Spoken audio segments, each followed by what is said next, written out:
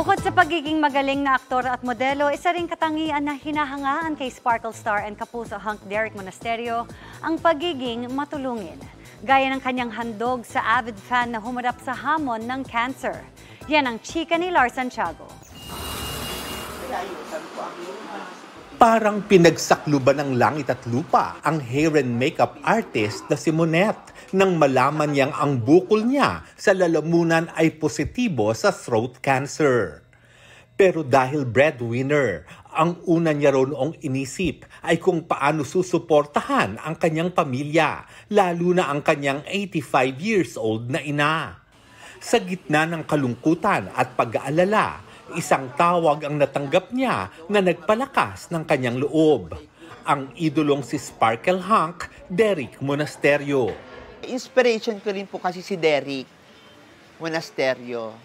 Na nung nalaman niya na nagkaroon ako ng ganitong sakit, he's the one na nagsabi sa akin na, I'm always here for you. From there, parang nagkaroon ako lalo ng lakas ng loob na parang, ay, kaya ko to. Mahal ko siya kasi siya lagi nag-host ng mga fans day ko. Tapos, syempre, hindi ko naman sila binabayaran doon pero ginagawa nila yun out of love.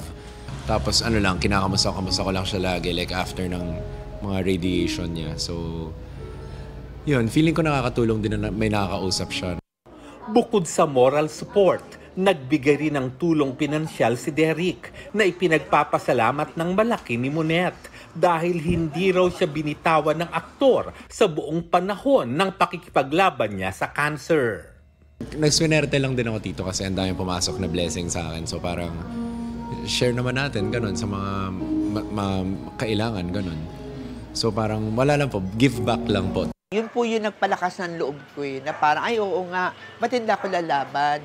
Andito pa pala yung idol ko. Andito pa pala siya na hindi ako binibitawan.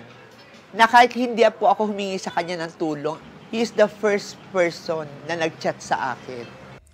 Pagkaraan ng ilang buwang chemotherapy at radiation, wala na ang cancer ni Monette at nakabalik na siya sa kanyang trabaho bilang hair and makeup artist.